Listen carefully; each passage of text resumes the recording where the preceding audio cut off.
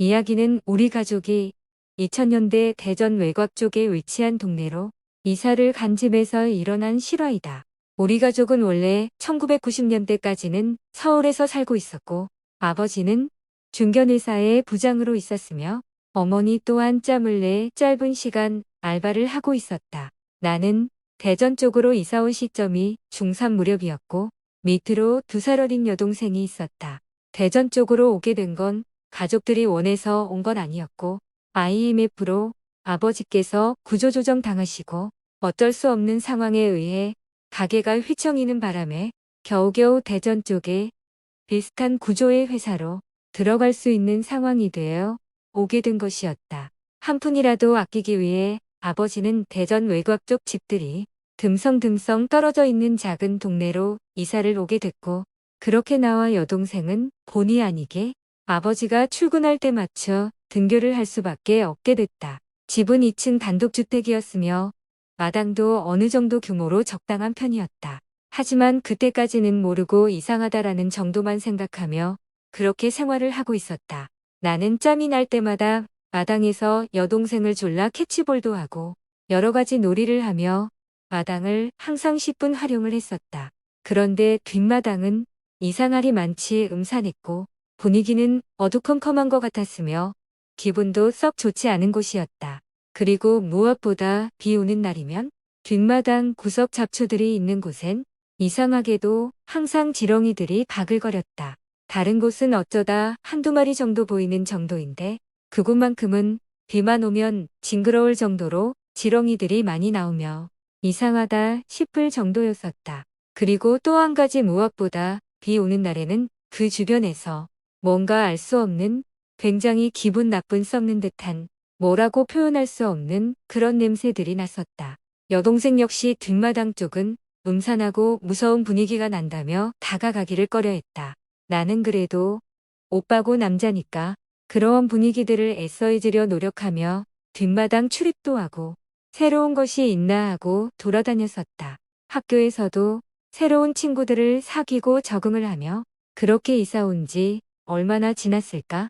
한 달 정도가 흐른 후 뭔가가 이상한 낌새가 눈에 띄게 된다. 저녁 식사를 하고 방으로 들어가 책상에 앉아 숙제를 하고 있는데 창가 쪽에서 묘한 알 수 없는 소리들이 미세하게 들리기 시작했다. 처음에는 공부에 집중해서 그런지 소리들을 인지하진 못했었다. 하지만 긴장을 풀고 몸을 풀고 있을 때 그런 소리를 포착하게 되었고 그 소리가 거슬렸기에 어두운 창문 쪽을 빤히 응시하게 됐다. 나와 내 동생 방은 뒷마당이 보이는 넓은 창문이 있기에 뒷마당을 언제든지 창문을 통해 볼 수 있는 구조였다. 그렇게 창문을 통해 뒷마당을 응시하는데 무언가 검은 형체가 흔들거리고 잡초들도 덩달아 쓸리며 부스럭거리는 소리가 났던 것이었다. 그것은 긴 머리의 여자였으며 키가 작은 거로 보아 내 또래의 여자 같아 보였다. 나는 저건 사람이 아니라는 걸 바로 알 수 있었다.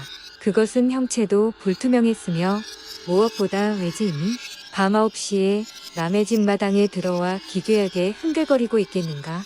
그러면서도 나를 더욱 공포로 몰아넣었던 것이 내 방을 빤히 쳐다보며 그런 행동을 계속하고 있던 것이었다. 나는 너무나도 겁이 나 조용히 주저앉아 떨리는 마음으로 창가 쪽으로 엉금엉금 기어갔다. 그리고 창가 밑에 도착해서 커튼을 조용히 닫아버렸다.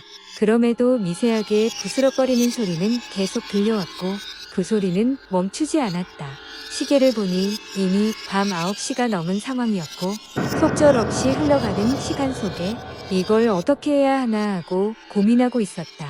나는 다시금 용기를 내어 커튼을 미세하게 젖혀서 상황을 봤지만 여전히 그곳에서 기괴한 행동을 반복하고 있을 뿐이었다. 이거 안 되겠다 싶어 방을 나와 여동생 방을 노크를 했다. 여동생은 막 잠을 자려고 했던 상황이었던 듯했고 내가 노크를 한 것에 신경질적으로 반응을 하며 다시금 문을 닫아버렸다.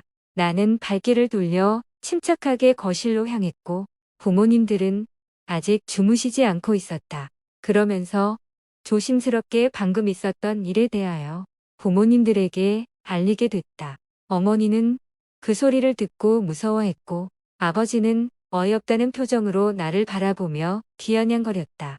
부모님이 그렇게 나오니 나는 너무 억울하고 분하여 성질을 부렸고 자식의 말을 믿어주지 않는다며 강하게 불만을 표출해버리고 다시금 방으로 조심스럽게 들어가게 된다.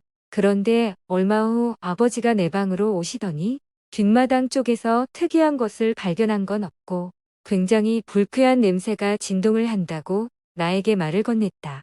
아버지의 그러한 말에 나는 맞장구를 쳐주며 동생도 그러한 상황을 알고 있다고 일러주었다.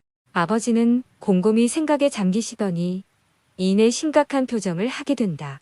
그러면서 쉬는 날 일찍 뒷마당 쪽을 살펴보고 파봐야겠다고 말씀하시게 된다. 그렇게 주말이 다가오기를 나는 기다리고 있었다. 하지만 작업 하루 전 갑자기 여동생이 헐레벌떡 내 방으로 들어와 새파랗게 질린 얼굴로 뒷마당의 귀신이 자신에게 손짓을 하더라고 말을 해준다.